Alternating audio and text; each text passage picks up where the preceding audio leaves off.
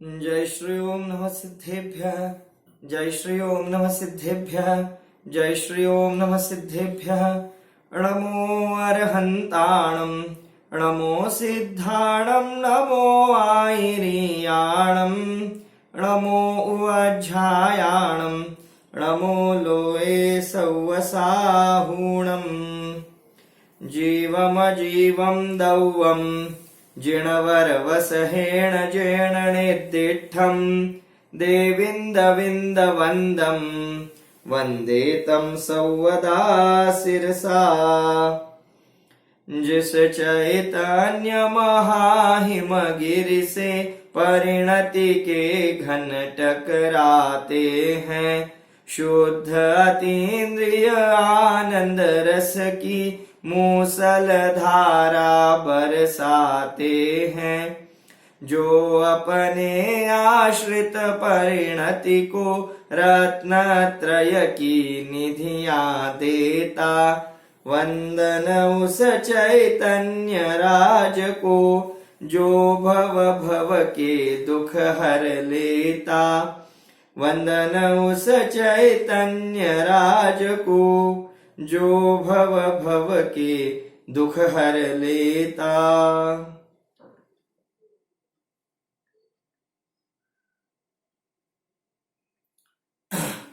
श्री बृहद्रव्य संग्रह या ग्रंथाच्या आधारे आपण चर्चा करीत आहोत। काल आपण विगत झालेल्या भागावरती एक प्रश्नमंच आयोजित केला होता। त्या प्रश्नांची उत्तरे पहिल्यांदा आपण पाहूया आणि त्यानंतर आजच्या या नयांच्या थोड्याशा समारोपात्मक भागाला आपण पाहूया। तर प्रश्न आपण मी वाचून दाखवतो आहे, योग्य उत्तर आपण ताडून पाहावं। वस्तूच्या भेदात्मक स्वरूपाला मुख्य करणारा कोणता नय? वस्तूच्या भेदात्मक स्वरूपाला मुख्य करणारा नय आहे तो व्यवहार नय। वस्तूचे भेद रूप दर्शन करविणारा जो नय आहे तो व्यवहार नय आहे। आणि पुढे आणखी एक प्रश्न विचारला होता की वस्तूच्या अभेद स्वरूपाला सांगणारा नय कोणता? तर वस्तूचं अभेद स्वरूप सांगणारा नय आहे निश्चय नय। तर अशा प्रकारे ही दोन प्रश्न आपले सर्वांचे बरोबर आले असतील। पुढचा प्रश्न होता, केवल ज्ञान व केवल दर्शन हे आपल्यासाठी उपादेय आहेत कारण? तर त्याची 4 कारणं दिली होती की हे दोन्ही जीवाचे लक्षण आहेत म्हणून। आपल्याला समोर स्क्रीनवरती दिसत आहे की केवल ज्ञान व केवल दर्शन आपल्यासाठी उपादेय आहेत कारण हे दोन्ही जीवाचे लक्षण आहेत म्हणून, हे दोन्ही पूर्ण विकसित आहेत म्हणून, हे दोन्ही अनंत सुखाचे अविनाभावी आहेत म्हणून, आणि हे दोन्ही कर्मांनी रहित आहेत म्हणून। वास्तवामध्ये हे केवल ज्ञान आणि केवल दर्शन हे जीवाचे एक प्रकारे लक्षण देखील आहेत, हे दोन्ही पूर्ण विकसित देखील आहेत, आणि हे दोन्ही कर्मांनी रहित सुद्धा आहेत।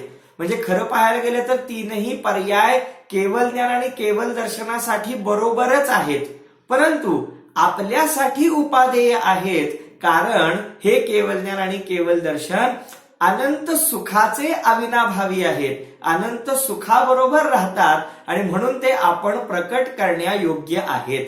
अशा प्रकारे याच्यातलं तिसरं उत्तर जे होतं ते बरोबर आहे। आपण सर्वांनी ते बरोबर सोडवलं असेल।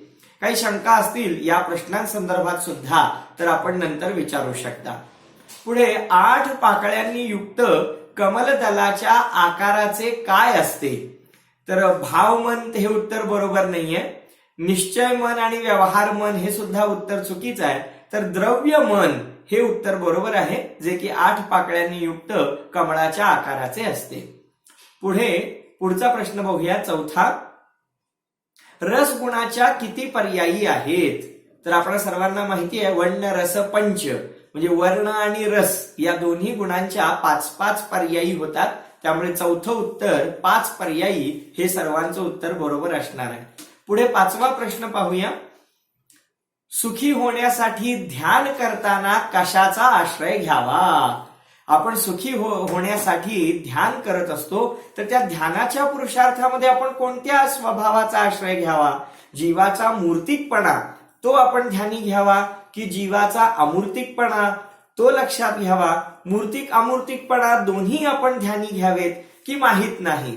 तर यामध्ये सुखी होण्यासाठी आपण जीवाचा जो शाश्वत स्वभाव अमूर्तिकपणा त्याला आपण काय केलं पाहिजे, विशेष रीतीने आपण ध्यानी घेतलं पाहिजे.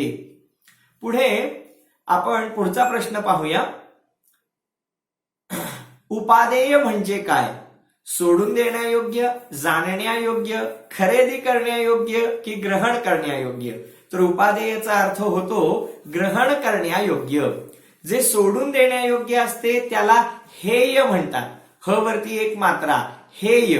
जाणण्यायोग्य जे असतं त्याला ज्ञेय म्हणतात. आता खरेदी करण्यायोग्य काय असतं तर तो व्यवहार झाला. तर आणि ग्रहण करण्यायोग्य जे असतं त्याला उपादेय असं म्हटलं जातं. पुढचा आपण प्रश्न पाहूया 7वा. निश्चयाने आत्मा अमूर्तिक आहे कारण आत्म्यात स्पर्श रस गंध वर्ण नाहीत. मूळ गाथाच होती की ज्याच्यामध्ये स्पर्श रस गंध वर्ण नाहीत म्हणून हा आत्मा अमूर्तिक आहे. आत्मा कर्मांनी बांधला जातो म्हणून आत्मा मूर्तिक आहे. आत्मा शरीराने सहित आहे म्हणून आत्मा मूर्तिक म्हटला जातो. आणि त्यामुळे यातला बरोबर पर्याय आत्म्यात स्पर्श रस गंध वर्ण नाहीत म्हणून हा आत्मा अमूर्तिक आहे, हे उत्तर बरोबर आहे. पुढचा आपण 8वा प्रश्न पाहूया. केवल ज्ञानाची खरी सार्थकता कशामध्ये आहे? केवल ज्ञान लोकाकाशाला जाणतं तर त्याच्यामध्ये त्याची खरी सार्थकता आहे का? नाही. केवल ज्ञान आलोक सहित लोकाकाशाला जाणतं हे सुद्धा बरोबर आहे, परंतु त्यामध्ये सुद्धा त्याची खरी सार्थकता नाही आहे. विश्वातील सर्व द्रव्य गुण पर्यायींना सुद्धा केवल ज्ञान जाणतं, त्यामध्ये सुद्धा केवल ज्ञानाची खरी सार्थकता नाही आहे. तर स्वतःच्या आत्म्याच्या अनंत विराट स्वरूपाला ते केवल ज्ञान जाणतं, अनंत सुखाला जाणतं आणि यामध्येच केवल ज्ञानाची खरी सार्थकता आहे. पुढे 9वा प्रश्न पाहूया. खालीलपैकी कोणती पर्याय गंध गुणाची नाही? सुगंध बरोबर आहे.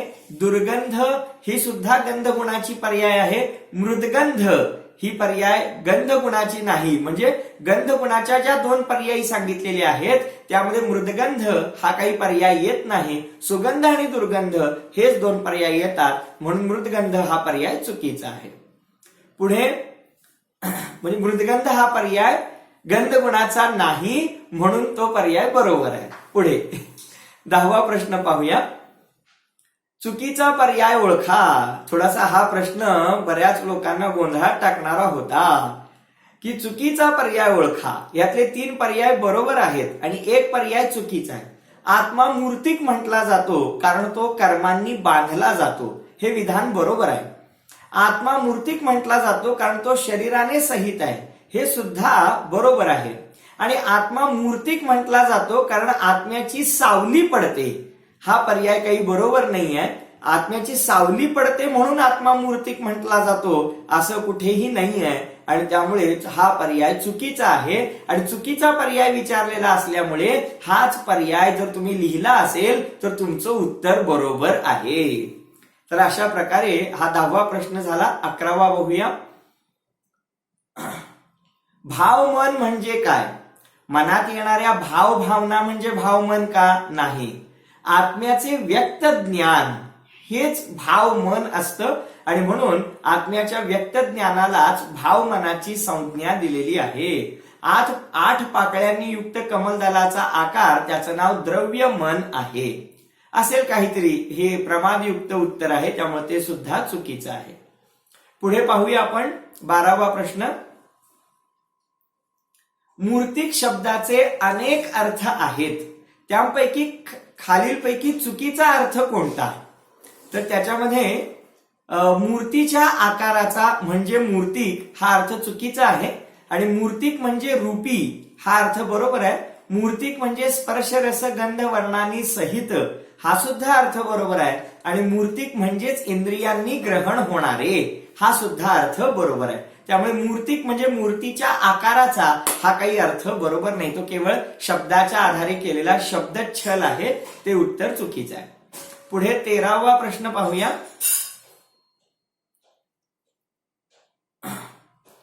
हलका, जड, कठोर, मृदू या कोणत्या गुणाच्या पर्यायी आहेत? तर सर्वांना माहिती आहे हलका, जड, कठोर, मृदू, स्निग्ध, वृक्ष आणि थंड आणि गरम या 8 पर्यायी स्पर्श गुणाच्या आहेत. म्हणून या प्रश्नाचे उत्तर आहे स्पर्श गुण. पुढे 14वा प्रश्न. 14वा प्रश्न पाहूया. जी परिस्थिती आहे, जे तात्कालिक सत्य आहे, त्याला सांगणारा नय हा व्यवहार नय आहे. कारण तो व्यवहार नय परिस्थितीला, तात्कालिक सत्याला, सध्या जे पर्यायीमध्ये दिसतं आहे त्याला सांगतो आणि म्हणून तो पूर्ण सत्य नाहीये आणि म्हणून त्याला व्यवहार नय म्हणतात. पुढे 15वा प्रश्न. वस्तूच्या अभेद स्वरूपाला मुख्य करून कथन करणारा निश्चय नय. झालाय हा प्रश्न. पुढे 16वा. पुढचा प्रश्न पाहूया. काळा, पांढरा इत्यादी पर्यायी कोणत्या गुणाच्या आहेत? स्पष्ट आहे, रंग आहेत हे आणि त्यामुळे हे वर्ण गुणाच्या पर्यायी आहेत.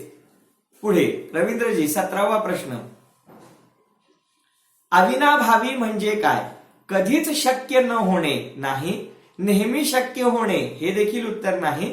अविनाभावी म्हणजे अनिवार्यपणे सोबत असणे, एकमेकांच्या सोबत अनिवार्यपणे असणे यालाच अविनाभाव म्हणतात. याचं एक प्रसिद्ध उदाहरण आठवलं ते सांगतो. जेथे जेथे धूर आहे तेथे तेथे अग्नी असतोच. म्हणजे जेथे जेथे धूर तेथे तेथे अग्नी आणि जेथे जेथे अग्नी तेथे तेथे धूर हे अविनाभावाचं उत्कृष्ट उदाहरण आहे की धूर हा अग्नी असतानाच असतो आणि अग्नी नसताना धूर सुद्धा नसतो.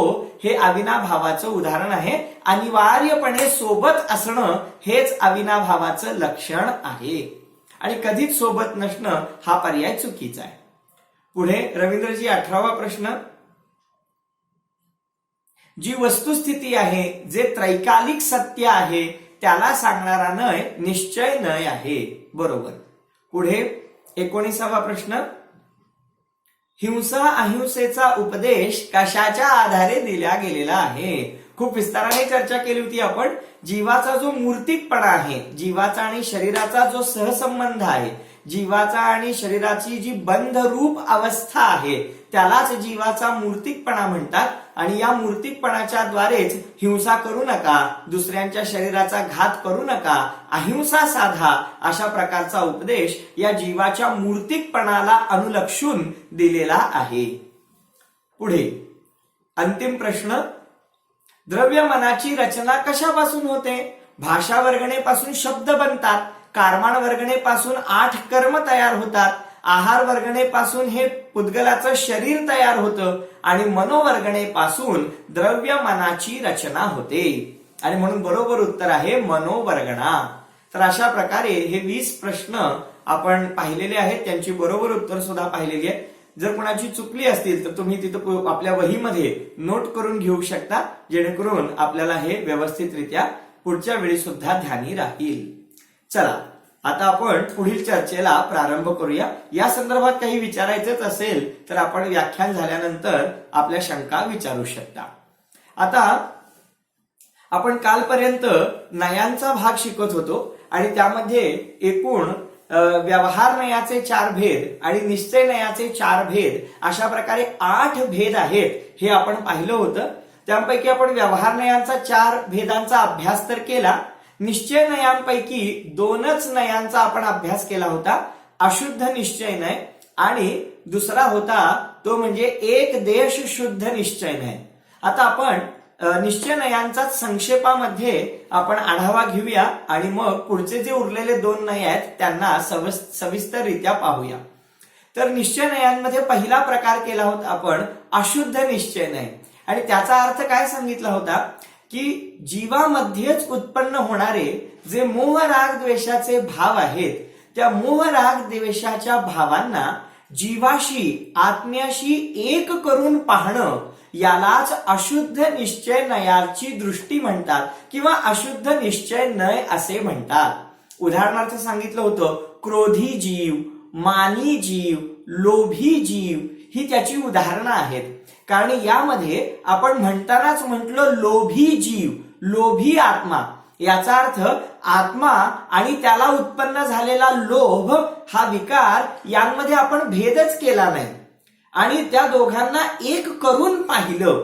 यासाठी इतकं सुंदर उदाहरण आलेलं आहे की जसा तापलेला लोखंडाचा गोळा हा आगीने युक्त असतो, जसा आगीशी अग्नीशी एकरूप झालेला असतो, त्याप्रमाणे अशुद्ध निश्चय नयाद्वारे जो आत्मा पाहिलेला जातो तो आत्मा सुद्धा त्या विकारांनी एकरूप आहे अशी दृष्टी केली जाते. आणि म्हणून अशुद्ध निश्चय नयाद्वारे आत्मा आणि त्याच्यामध्ये उत्पन्न झालेले विकारी भाव यांना भेद रीतीने पाहिलं जात नाही तर अभेद रीतीने पाहिलं जातं. आणि म्हणून त्याचं उदाहरण होतं रागी जीव, मोही जीव, क्रोधी जीव. अशा प्रकारे विकार आणि जीवात्मा यांना अभेद करून अग्नीला आणि लोखंडाच्या गोळ्याला अभेद करून जसं पाहिलं जातं तापलेल्या लोखंडाच्या गोळ्याला, त्याप्रमाणे संसारी जीवाला, विकारी आत्म्याला विकारांशी एकरूप पाहण्याची जी दृष्टी आहे, नय आहे, त्या नयाला अशुद्ध निश्चय नय असे म्हणतात.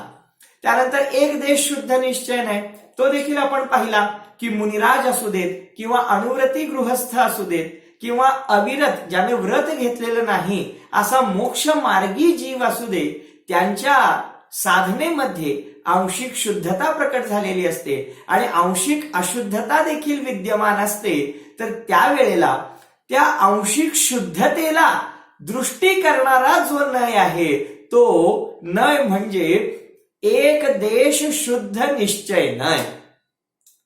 तो जो सांगतो की अणुव्रती जीव, महाव्रती मुनिराज, सम्यक दृष्टी जीव, सम्यक ज्ञानी जीव, सम्यक चारित्र्यवंत जीव, अशा प्रकारे जेव्हा आपण त्यांच्यामधला सम्यकपणा पाहतो तेव्हा आपण त्यांच्यामध्ये प्रकट झालेली शुद्धता पाहतो आहोत आणि त्याच वेळेला त्यांच्यामध्ये जी थोडीफार अशुद्धता विद्यमान आहे त्या अशुद्धतेला गौण करत आहोत आणि मुख्यतः ऊर्ध्वता करत आहोत त्या जीवामध्ये असणाऱ्या शुद्धतेची. आणि ती एकदेश आहे, ती आंशिक आहे आणि म्हणून त्या आंशिक शुद्धतेला मुख्य करणारा असा जो नय आहे त्या नयाला म्हणतात एक देश शुद्ध निश्चय नय. आता इथपर्यंतचा भाग आपण काल पाहिला होता, पण हाच एक देश शुद्ध निश्चय नयाद्वारे शुद्ध असणारा जो जीवात्मा आहे तो तितकी शुद्धता प्राप्त झाल्यानंतर थांबत नाही, पुरुषार्थ बंद करत नाही, तो तपश्चर्या करीत राहतो, तो आपली शुद्धता वाढवत राहतो. आणि मग काय होतं, आणि मग त्याच्यातली ती पूर्ण शुद्धता प्रकट होते. म्हणजे तो साधक जीव अरिहंत बनतो, सिद्ध बनतो. आणि मग काय घडतं बरं, अरिहंत आणि सिद्ध बनल्यानंतर त्याच्यामध्ये असणारी जी आंशिक शुद्धता आहे ती पूर्ण शुद्धतेला प्राप्त होते आणि त्यांच्यामध्ये असणारी जी आंशिक अशुद्धता आहे ती समूळरित्या नष्ट होते. मग त्या जीवाच्या अनंत गुणांमध्ये जी पूर्ण शुद्धता प्रकट झालेली आहे त्या पूर्ण शुद्धतेला पाहणं, त्या पूर्ण शुद्धतेला त्या जीवाशी एकरूप करून पाहणं यालाच म्हणतात की पूर्ण शुद्ध निश्चय नय. ज्याला त्याचं नाव काय आहे, एक देश शुद्ध निश्चय नय आणि पुढचा आहे साक्षात शुद्ध निश्चय नय. त्याचं नाव आहे साक्षात शुद्ध निश्चय नय. तर अशा प्रकारे हा निश्चय नयांच्या क्रमामधला तिसरा नय आहे. निश्चय नयाच्या क्रमामधला तिसरा नय. पहिला होता अशुद्ध निश्चय नय, दुसरा होता एक देश शुद्ध निश्चय नय आणि तिसरा आहे साक्षात शुद्ध निश्चय नय, जो की जीवाच्या पूर्ण शुद्ध, पूर्ण विकसित, कर्मांनी रहित अशा पर्यायीला विषय बनवतो. आणि मग तो सांगतो केवळ ज्ञानी आत्मा, अनंत सुखी आत्मा. आता सांगा, केवळ ज्ञानी आत्मा म्हटल्यानंतर त्या जीवाची ज्ञान गुणाची पूर्ण शुद्ध अवस्था प्रकट झाली. त्या जीवाला आपण पूर्ण शुद्ध पाहिलं, मग आपण त्याच्यातली पूर्ण शुद्धता पाहिली. केवळ ज्ञानाच्या पर्यायीला त्या जीवाशी एकरूप करून पाहिलं, म्हणून त्या दृष्टीला म्हणतात त्या नयाला म्हणतात साक्षात शुद्ध निश्चय नय. याच्या पूर्वीचा जो एक देश शुद्ध निश्चय नय होता ना, त्याला आपण म्हणत होतो एक देश शुद्ध निश्चय नय, त्याला म्हणत होतो सम्यक ज्ञानी जीव. त्याला आपण पूर्ण ज्ञानी म्हणत नव्हतो, सम्यक ज्ञानी जीव, आंशिक शुद्ध ज्ञानधारी जीव असं म्हणत होतो. परंतु जेव्हा साक्षात शुद्ध निश्चय न येतो, तो जीवाच्या पूर्ण शुद्ध पर्यायीला विषय बनवतो आणि मग त्यावेळी म्हटलं जातं की केवळ ज्ञानी जीव, अनंत सुखी जीव, केवळ दर्शन सहित जीव, अशा प्रकारे जीवाच्या पूर्ण शुद्ध पर्यायीला जीवाशी एकरूप सांगणारा तो साक्षात शुद्ध निश्चय नय आहे. आता नयांचा राजा येतो आहे पहा. आता या आपण तपासून पाहूया की या साक्षात शुद्ध निश्चय नयाद्वारे जो आत्मा सांगितला तो आपल्याला शुद्ध आत्मा म्हणता येईल का? बघूया, जाणकार लोक सांगतायत. बघा, सांगता येईल का आपल्यापैकी कुणाला की त्या साक्षात शुद्ध निश्चय नयानं डायरेक्ट केवळ ज्ञान दाखवलेलं आहे, अनंत सुखाची पर्याय दाखवलेली आहे. मग त्या पर्यायीला, त्या साक्षात पूर्ण शुद्धतेला आपल्याला शुद्ध आत्मा म्हणता येईल का? वास्तवामध्ये त्याला सुद्धा शुद्ध आत्मा म्हणता येणार नाही. तुम्ही म्हणाल आता कुठे अशुद्धता राहिली आहे? तो तर पूर्ण शुद्ध झालेला आत्मा आहे, त्याच्यामध्ये कर्मांचा असद्भाव नाही आहे, कोणती न्यूनता नाही आहे, कोणत्या प्रकारची त्रुटी नाही आहे, कोणत्या प्रकारचा कलंक नाही आहे, मलिनता नाही आहे. मग त्या आत्म्याला शुद्ध आत्मा का म्हणायचं नाही? ऐका, कारण ती शुद्धता सुद्धा मागे सांगितल्याप्रमाणे क्षणिक शुद्धता आहे. क्षणिक शुद्धता म्हणजे ते केवळ ज्ञान सुद्धा क्षणस्थायी आहे. पुढच्या समयाला नवीन केवळ ज्ञान उत्पन्न होणार आहे. मी तुम्हाला विचारतो, आपल्याला केवळ ज्ञान हवं आहे? ऐका हो संजयजी, आपल्याला केवळ ज्ञानाची एक पर्याय हवी आहे की अशा केवळ ज्ञानाच्या अनंत पर्यायींना जन्म देणारा शुद्ध आत्मा हवा आहे? बोला, तुम्हाला कोण हवा आहे? अनंत सुखाची एक पर्याय, अनंत सुखाची एक पर्याय पाहिजे आहे की अशा अनंत सुखांच्या अनंत पर्यायींना जो जन्म देऊ शकतो, आपल्या गर्भामध्ये अशा अनंत पर्यायींना जो पिऊन बसला आहे, असा शुद्ध आत्मा हवा आहे?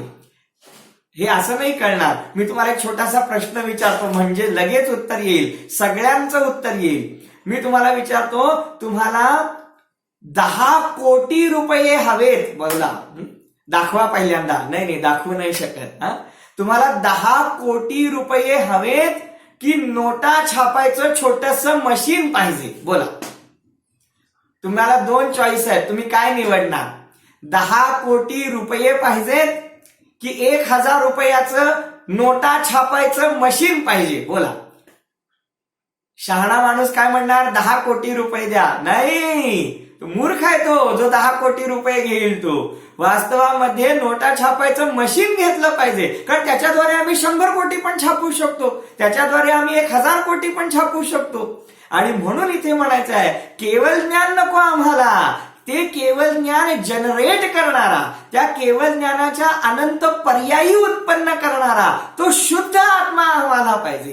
कारण केवळ ज्ञान तर कार्य आहे, केवळ ज्ञान तर कार्य आहे, आम्हाला कारणरूप आत्मा पाहिजे. आणि म्हणून ज्याचं ध्यान केलं असता केवळ ज्ञानासारख्या, अनंत सुखासारख्या, अनंत पर्यायी, अनंत काळासाठी, अनंत वेळेला जन्मत राहतील, उत्पन्न होत राहतील, तरी सुद्धा हा जीवात्मा अनंत अनंत काळासाठी सुखीच होत राहील, अशा प्रकारचा तो शुद्ध स्वभावी आत्मा तो आम्हाला हवा आहे. म्हणून साक्षात शुद्ध निश्चयाने दाखवलेला आत्मा सुद्धा आम्हाला हवा असणारा शुद्ध आत्मा नाही.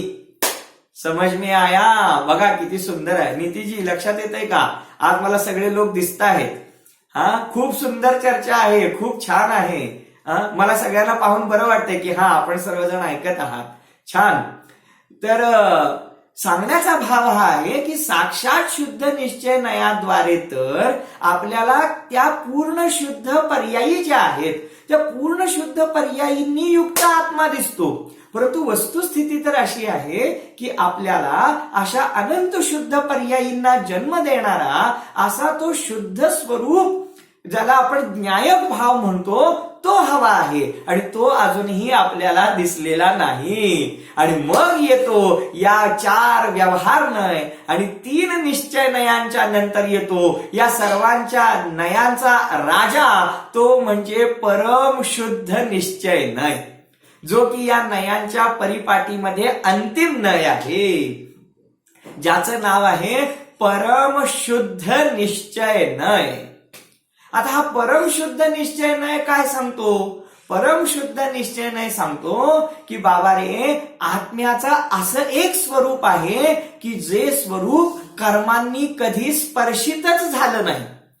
म्हणजे ज्या आत्म्याच्या अंशाला कधी कर्मांनी स्पर्शच केलेला नाही, म्हणून तो आत्म्याचा असा अंश जो कर्मांनी अस्पृष्ट राहिला, त्यामुळे तो आत्मा सदाकाळ शुद्धच राहिला. असा कर्मांनी निरपेक्ष असणारा, वास्तवामध्ये सर्व प्रकारे स्थिर असणारा, सर्व प्रकारे ध्रुव असणारा, की जो उत्पाद व्यय रूप झाला नाही, जो कधीही उत्पन्न आणि नष्ट रूप झाला नाही, सदा ध्रुवरूप राहिला. इतकंच काय, आत्म्याचा असा अंश की जो कधीही या संसार रूप परिभ्रमणामध्ये तो कलंकित झाला नाही, अशुद्ध झाला नाही, असा जो आत्म्याचा त्रिकाल शुद्ध स्वभाव, ज्ञान दर्शन रूप अनंत गुणांचा समूह रूप भाव, कर्मांनी सर्व प्रकारे निरपेक्ष असणारा भाव, उत्पाद आणि व्ययाने रहित असणारा असा भाव, की जो आत्मा खऱ्या अर्थाने सर्व प्रकारे अखंड आहे, निर्मळ आहे, द्रव्य क्षेत्र काल भाव यांनी कुठेही खंडित होणारा नाही, आणि ज्याचं ध्यान केलं असता एकच मोक्ष पर्याय नाही तर अनंत मोक्षाच्या पर्यायी सहजरित्या उत्पन्न होऊ शकतात, असा शुद्ध आत्मा जो नय दाखवून देतो, त्या नयाचं नाव आहे परम शुद्ध निश्चय नय. बोला, आता खोबरं मिळालं की नाही? आता खोबऱ्यापर्यंत पोचलो की नाही? वास्तवामध्ये इथपर्यंत पोचण्यासाठी ही सर्व नयांची परिपाटी सांगितली आहे. आणि हे सगळं लक्षात न घेता, ध्यानी न घेता, जर आपण एकदमच आत्म्याचं स्वरूप समजायला गेलो तर आपल्याला ते व्यवस्थितरित्या समजू शकत नाही. जर कोणी एखादी व्यक्ती जिना चढीत असताना किंवा पायऱ्या चढत असताना 1, 2, 3 अशा पायऱ्यांचा क्रम न घेता एकदम उडी मारण्याचा प्रयत्न करेल तर निश्चितच ती गंतव्य स्थानापर्यंत पोहोचणार नाही, परंतु आपला पाय दुखावून घेईल. त्याचप्रमाणे त्या पायऱ्या चढण्याचा जसा एक व्यवस्थित क्रम आहे, अगदी त्याचप्रमाणे या शुद्ध आत्म्यापर्यंत पोहोचण्याचा, या शुद्ध आत्म्याला जाणून घेण्याचा एक सुव्यवस्थित क्रम आहे. आणि त्या क्रमाचं नावच ही नय पद्धती आहे, त्याचंच नाव नय परिपाटी आहे.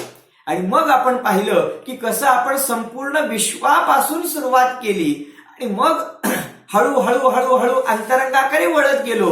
मध्ये अनेक पडाव आले, अनेक टप्पे आले, परंतु ते सर्व टप्पे पार पडत मग काही परद्रव्य आले, मग काय शरीर रूपी परद्रव्य आलं, मग त्यानंतर आत्म्याचे विकारी भाव आले, आत्म्याच्याच ज्ञान दर्शनाच्या अल्पविकसित पर्यायी आल्या, विकार आले, त्यानंतर जीवाचे शुद्ध भाव सुद्धा आले, सम्यक दर्शन ज्ञान चारित्र्य आले अल्पविकसित, मग केवळ ज्ञान केवळ दर्शन रूपी पूर्ण विकसित पर्यायी आल्या. परंतु त्यामध्ये काही परद्रव्य होते, काही स्वद्रव्य होते, काही मलिन पर्यायी होत्या, काही शुद्ध पर्यायी होत्या. परंतु या सर्वांमध्ये आम्हाला शुद्ध आत्मा, परिपूर्ण आत्मा, अखंड आत्मा, ज्या चैतन्य द्रव्याचा आश्रय केल्यानंतर प्रत्येक पर्यायीमध्ये रत्नत्रयाची निधी आणि संजीवनी प्रकट होते, असा तो शुद्ध आत्मा आम्हाला कोणत्याही नयाद्वारे दृष्टीगोचर झाला नाही, परंतु एक परम शुद्ध निश्चय नयाद्वारे आम्ही तो आत्मा ओळखू शकलो. आणि त्याच नयाचं अवलंबन घेऊन आम्ही त्या शुद्ध आत्म्याची प्राप्त पर्यायीमध्ये प्राप्ती सुद्धा करू शकतो. आणि म्हणूनच त्या परमशुद्ध निश्चय नयाला नयांचा राजा, नयांचा अधिराज, नयाधिराज असं सुद्धा म्हटलं गेलं आहे. आणि म्हणून अशा प्रकारे या 8 नयांच्या पद्धतीद्वारे आपण या संपूर्ण जिनागमाला व्यवस्थितरित्या समजून घेऊ शकतो. तर अशा प्रकारे आपण 4 व्यवहार नय आणि 4 निश्चय नय यांची चर्चा थोडीफार येथे केलेली आहे, जी की आपल्याला लक्षात आली असेल. आता एक लक्षात घ्या, यांचा क्रम मी सांगतो आहे, यांचा एक नंबर देणार आहे. नंबर, तो नंबर नेहमी लक्षात ठेवायचा. म्हणजे ज्यांना थोडेसे हे उपचरित केव्हा म्हणायचं, अनुपचरित केव्हा म्हणायचं, सद्भूत केव्हा म्हणायचं, असद्भूत केव्हा म्हणायचं, हे जरा थोडंसं कन्फ्युजिंग वाटतं काही श्रोत्यांना. मग त्यांनी काय करायचं, त्यांनी नंबर लक्षात ठेवायचा. हे खूप सोपं आहे. हे दैनिक श्रोत्यांच्या सोयीसाठी आम्ही अशा प्रकारे काही सूत्र बनवलेली आहेत की आपलं कामही चाललं पाहिजे आणि आपल्याला विषयही कळाला पाहिजे. तर मग आपण व्यवहार नयांपासून जेथून सुरुवात केली होती, स्थूलापासून सूक्ष्माकडे, तो जो सर्वात स्थूल नय आहे कोणता, उपचरित असद्भूत व्यवहार नय, की ज्याने शरीरापेक्षा बाहेरच्या वस्तूंना आत्म्याचं सांगितलं होतं, त्याला नंबर द्या 8. त्याला 8वा नंबर म्हणजे सगळ्यात लास्टचा, सगळ्यात शेवटचा नंबर, म्हणजे सगळ्यात स्थूल, की जो शरीरापेक्षाही बाहेरच्या वस्तूंना आत्म्याचं सांगतो. मग आता थोडासा आत येऊया. अनुपचरित असद्भूत व्यवहार नय, शरीर, हे शरीर जीवाचं आहे असं सांगणारा व्यवहार नयाचा दुसरा, त्याला आकडा द्या 7 नंबरचा. तिथून पुढे आत येऊया. उपचरित सद्भूत व्यवहार नय, ज्यानं सांगितलं मतिश्रुत ज्ञानाच्या अल्पविकसित पर्यायी आणि क्रोध मान माया लोभाचे परिणाम हे सुद्धा जीवामध्ये आहेत, तो उपचरित सद्भूत व्यवहार नय, त्याला आकडा द्या 6. मी तुमचं काम खूप सोपं करणार आहे आणि पुढची टेस्ट जी असणार आहे, प्रश्नमंच पंडित रवींद्रजी, ती सगळी या नय पद्धतीवर असणार आहे आणि त्यामुळे हे सगळे अंक तुम्हाला खूप उपयोगी पडणार आहे. तर आता काय झालं, 6 नंबरचा अंक दिला आपण उपचरित सद्भूत व्यवहार नय. ठीक आहे. आता जो अनुपचरित सद्भूत व्यवहार नय आहे, की ज्यानं सांगितलं आत्म्यामध्ये केवळ ज्ञान आहे, आत्म्यामध्ये केवळ दर्शन आहे, आत्म्यामध्ये अनंत गुण आहेत, वेगवेगळे ज्ञान दर्शन चारित्र्य रूप, असं ज्यानं कथन केलं, तो अनुपचरित सद्भूत व्यवहार नय, त्याला अंक द्या 5. तो 5वा नय असं आपण नेहमी म्हणणार आहोत इथून पुढे. आता उरले किती, 4 निश्चय नय. त्यामध्ये जो सगळ्यात स्थूल नय आहे कोणता, अशुद्ध निश्चय नय, त्याचा अंक आहे 4. तो 4था अंक आहे, तो 4था नय आहे, ज्याने सांगितलं क्रोधी आत्मा, मानी आत्मा. पुढे एक देश शुद्ध निश्चय नय, की ज्याने जीवाच्या आंशिक शुद्ध पर्यायींना जीव रूप सांगितलं, तो 3रा नय आहे, 3रा. याच्या पुढे येणारा साक्षात शुद्ध निश्चय नय, तो 2 नंबरचा. आणि आपणा सर्वांना अतिशय उपादेय रूप असणारा, आपणा सर्वांना हवा हवासा वाटणारा परम शुद्ध निश्चय नाही, तो 1 नंबर. लक्षात आलं. असे 1 ते 8 नय आपण पाहिलेले आहेत. चला आता आपली थोडी तोंडी परीक्षा घेऊया. आता मी तुम्हाला काही उदाहरणं सांगणार आहे, तर त्या उदाहरणांच्या द्वारे तो कोणता नय आहे तो तुम्ही मला सांगायचा आहे. तुम्ही स्वतःच्या मनामध्ये ठरवा, मी तुम्हाला थोड्या वेळाने उत्तर सांगतो. पहा, कुंभाराने घडा बनवला, कुंभाराने मडकं बनवलं. अगदी बरोबर, सुनीताजींनी खूप छान उत्तर दिलेलं आहे. उपचरित असद्भूत व्यवहार नय, बरोबर आहे. 8वा नय, सगळ्यात बाहेरचा नय, जो शरीराच्या बाहेरच्या वस्तूंना सांगतो. कारण कुंभार बघा किती सुंदर आहे. घडा कुणी बनवला, कुंभाराने. कुंभाराने म्हणजे कुंभाराच्या जीवाने, कुंभाराचा जीव, मग कुंभाराचं शरीर. आणि मडकं कुठे आहे, जीवामध्ये की शरीरामध्ये? जीवामध्ये पण मडकं नाही, शरीरामध्ये पण मडकं नाही, मडकं शरीराच्या बाहेर. आणि त्यामुळे हे उत्तर येणार आहे कुंभाराने मडकं बनवलं. हा नय आहे 8वा नय, सगळ्यात स्थूल नय, उपचरित असद्भूत व्यवहार नय. चला पुढचा आहे मला कॉम्प्युटरचे थोडेफार ज्ञान आहे, मला संगणकाचे थोडेफार ज्ञान आहे, मला थोडाफार कॉम्प्युटर कळतो. आता हा कोणता नयाचं उदाहरण आहे? हा छान शोभनाजी सांगतायत. आपण उत्तर तयार करून ठेवावं, मी उत्तर सांगतो. तर याचं उत्तर येईल मी म्हणजे जीव, मला असणारं कॉम्प्युटरचं ज्ञान. मग ते कॉम्प्युटरचं ज्ञान पूर्ण आहे की अपूर्ण आहे? अपूर्ण आहे, थोडंसं आहे, थोडंसं नाही आहे. ती अल्पविकसित पर्याय आहे आणि त्यामुळे ते मती आणि श्रुतज्ञानामध्ये येणार, मती श्रुतज्ञान. आणि म्हणून मला संगणकाचे ज्ञान आहे हे जीवामध्ये मतिश्रुत ज्ञान आहे असं सांगणारं कथन असल्यामुळे हे उपचरित सद्भूत व्यवहार नयाचं म्हणजेच 6 नंबरच्या नयाचं कथन आहे. हे पहिल्यांदा खूप जड जातं पण जर स्वतःजवळ नोट्स असतील, अंक तयार असतील, विषय माहिती असेल तर पटकन फक्त डोळे फिरवायचे, नजर फिरवायची आणि कुठला नय आहे तो ओळखायचा, बस एवढं सोपं आहे.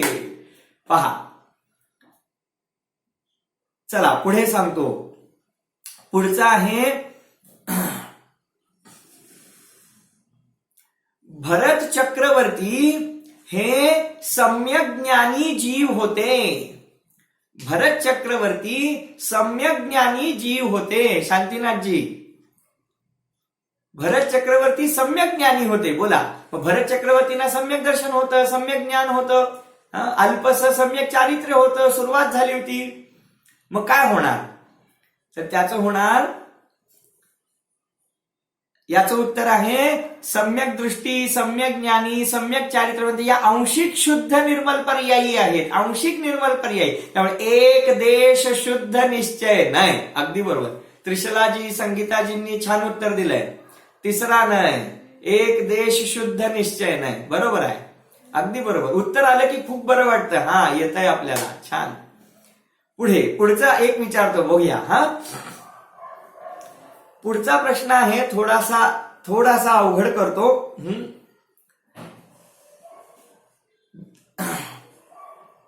भगवान महावीरांना केवल ज्ञानाची प्राप्ती झाली. भगवान महावीरांना केवल ज्ञानाची प्राप्ती झाली. बरेच जण उत्सुक आहेत. काही जण मला सांगतायत भगवंतांना केवल ज्ञानाची प्राप्ती झाली हा 5व्या नंबरचा नय आहे, आणि काही जण सांगतायत 2ऱ्या नंबरचा नय आहे. काही जण असं करतायत, काही जण असं करतायत. मला प्रश्न पडलाय, मी कुणाचं सांगू? 5 आणि 2 7 होतात, मग 7व्या नंबरचा करू का? नाही चालणार, होय ना? तर 2रा की 5वा? तर भगवान महावीरांना केवल ज्ञानाची प्राप्ती झाली हा 5वा नय आहे. 5वा नय आहे. 5वा नय आहे. कोणता? अनुपचरित सद्भूत व्यवहार नय. सगळे विचारात पडले. कुठं चुकलं? सांगतो. भगवान महावीर म्हणजे जीव, आणि त्या जीवांना केवल ज्ञानाची प्राप्ती झाली. माझ्या शब्दांकडे लक्ष द्या. भगवान महावीरांना, इकडे पहा, हे भगवान महावीर, हे त्यांचं केवल ज्ञान, आणि भगवान महावीरांना या केवल ज्ञानाची प्राप्ती झाली. म्हणजे भगवान महावीर वेगळे, त्यांना झालेलं केवल ज्ञान वेगळं असं म्हणायचं आहे. आणि भगवान महावीरांना केवल ज्ञानाची प्राप्ती झाली हे भेदात्मक कथन आहे. आणि म्हणून जीवामध्ये शुद्ध पर्यायी उत्पन्न झाल्या असं कथन असल्यामुळे हा अनुपचरित सद्भूत व्यवहार नाही. अजूनही समाधान झालं नाही. आत्ता होईल. जे 2 म्हणाले ना, त्यांनी ऐका. केवल ज्ञानी महावीर जेव्हा मी म्हणेन, केवल ज्ञानी भगवान महावीर म्हणेन, तेव्हा 2रा नाही.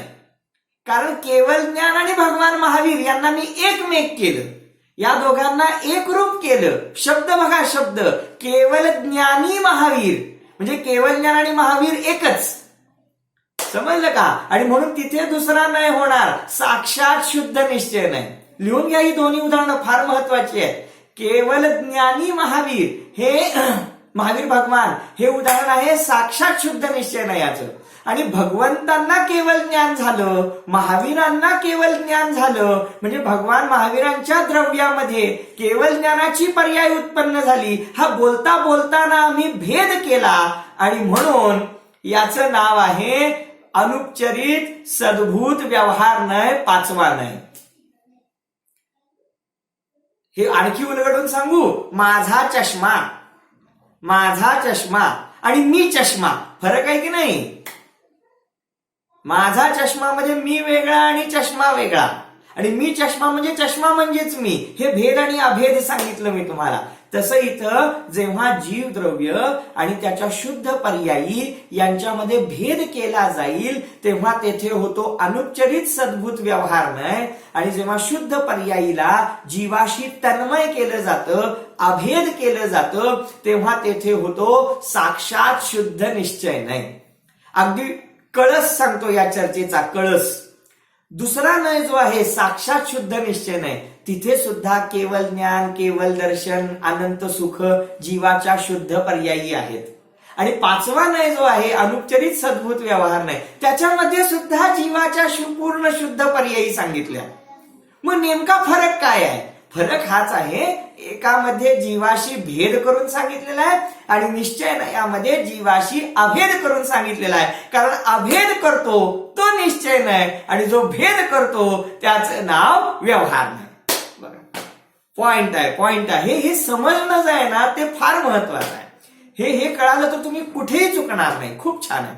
चला आता बघूया कोण उत्तर देत आहे. भरत चक्रवर्तींनी 6 खंडांचा त्याग करून मुनी दीक्षा घेतली होती ना, त्याशिवाय भगवान कसे झाले? मग भरत चक्रवर्तींनी 6 खंडांच्या राज्याचा त्याग करून मुनी दीक्षा घेतली. उत्तर येईल याचं कोणता? तिसरा नय, एक देश शुद्ध निश्चय नय. कारण याच्यामध्ये मोक्ष मार्गी झालेत ना, ते आंशिक शुद्ध झालेत. नीतीजी सांगतायत तिसरा नय. बरोबर आहे, तिसरा नय असं वाटू शकतं, परंतु थोडीशी याच्यामध्ये एक मेख आहे, थोडीशी एक खोच आहे. कोणती सांगू? तुम्हाला सुद्धा खूप आनंद होईल, कदाचित हसू सुद्धा येईल, की खरोखर चक्रवर्ती भरतांनी 6 खंडांचं राज्य सोडलं. हा सगळ्यात शेवटचा कोणता? 8वा नय आहे, उपचरित असद्भूत व्यवहार नय. तुम्ही म्हणाल कसं काय? कारण शरीराच्या बाहेर आहे ना 6 खंड. 6 खंडांचं राज्य कुठे आहे? जीवामध्ये आहे, शरीरामध्ये आहे, की शरीराच्या बाहेर आहे? सोडलं कुणी? भरत चक्रवर्तीच्या जीवानी. कशाला सोडलं? 6 खंडांच्या राज्याला. मग ते घेतलं काय आणि सोडलं काय? 2 गोष्टींचा विचार करायचा आहे. जीव आणि त्याचा संबंध कशाशी सांगताहेत तो पदार्थ. मग केवळ ज्ञान सांगितलं तर आपण बघितलं ते 2 ठिकाणी येतं. मग अभेद केलं तर कुठे ठेवायचं, भेद केलं तर कुठे ठेवायचं. आता आम्ही काय विचारलं होतं? भरत चक्रवर्तींनी 6 खंडांच्या राज्याचा त्याग केला. मग 6 खंडांचं राज्य ग्रहण केलं, 6 खंडांचं राज्य त्यांचं होतं असं म्हटलं तर उपचरित असद्भूत व्यवहार नाही, सगळ्यात शेवटचा. मग सोडलं तरी सुद्धा तोच नाही. समजलं का? खूप छान आहे, खूप छान आहे. माझ्याजवळ 2 गाड्या आहेत, माझ्याजवळ 2 गाड्या आहेत. हे कोणता नाही येणार? शेवटचा, शरीराच्या बाहेर आहेत. आणि मी दोन्ही गाड्यांचा त्याग केला, दोन्ही गाड्या सोडल्या. हे कोणत्या नयाचं कथन येणार? त्याच नयाचं कथन येणार. म्हणजे मी त्यांचा स्वामी असलो काय आणि मी त्यांचा त्याग केला काय? आपण ग्रहण त्यागामध्ये अडकायचं नाहीये. आपण पाहायचंय कोणत्या 2 गोष्टींमध्ये संबंध सांगताय. एक जीव आणि दुसरा कोण सांगताय.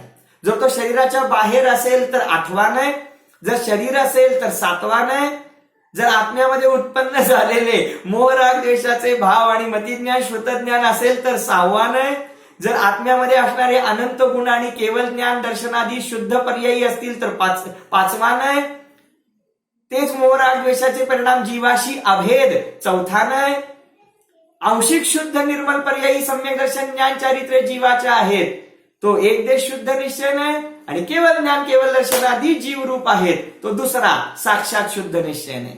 हे थोडंसं पाठ झालंय म्हणून मी भरभर सांगतो, पण तुम्ही नोट्स जर पाहत असाल तर तुम्हाला सुद्धा लगेच कळण्यासारखं आहे.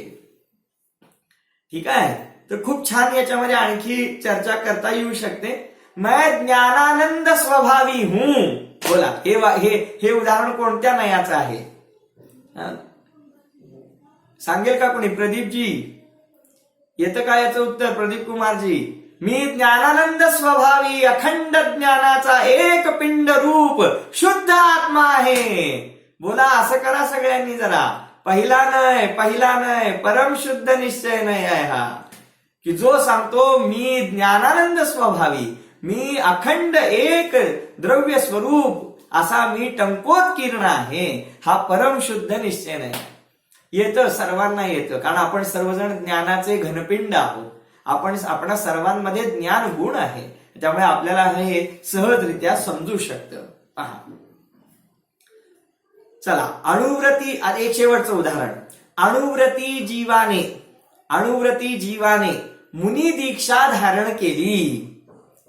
हा नय कोणता येणार? अणुव्रती जीवाने मुनी दीक्षा धारण केली. अगदी बरोबर, तिसरा नाही. सगळ्यांचं उत्तर बरोबर आहे. तिसरा नाही, एक देश शुद्ध निश्चय नाही, कारण याच्यामध्ये आंशिक शुद्धता आहे. अजून भगवान तर झालेले नाही आहेत, अजून साधक दशा चालू आहे. अणुव्रती सोडून मुनिराज झालेत, अजून साधना चालू आहे. त्यामुळे एक देश शुद्ध निश्चय नाही. पहा, मला एक भाऊ आणि एक बहीण आहे. कोणता नाही? मला एक भाऊ आणि एक बहीण आहे. शरीराच्या बाहेर सगळ्यात शेवटचा 8 नंबरचा कोणता? उपचरित असद्भूत व्यवहार नाही. छान. नारकी जीवाला खूप क्रोध होतो. मला खूप उदाहरणं आठवत आहेत, सांगू का आणखी 2-4? नारकी जीवाला खूप क्रोध होतो. कोणता नाही आहे हा? हा, खूप छान, बरोबर उत्तर येत आहेत, अगदी बरोबर. नारकी जीवाला क्रोध होतो. हा, याचं उत्तर आहे 6वा नय. 6वा, उपचरित सद्भूत व्यवहार नय. का? कारण नारकी जीवाला, हे बघा, नारकी जीवाला क्रोध होतो, नारकी जीवाला क्रोध येतो, त्यामुळे भेदरूप कथन आहे. त्यामुळे उपचरित सद्भूत. आणि हेच जर मी असं म्हणालो असतो, क्रोधी नारकी जीव, तर मग त्याचं उत्तर आलं असतं 4था नय, अशुद्ध निश्चय नय. कारण त्यावेळी क्रोधाला आणि नारकी जीवाला एक करून पाहिलं. क्रोधी नारकी जीव हे अशुद्ध निश्चय नयाचं उदाहरण आहे. तर नारकीला क्रोध येतो हा भेद केला, म्हणून हे उपचरित सद्भूत 6व्या नंबरच्या नयाचं कथन आहे. हे असं नय चक्र आहे. समजलं तर सगळं समजतं, काय नाही समजलं तर काय चाललंय कळतच नाही.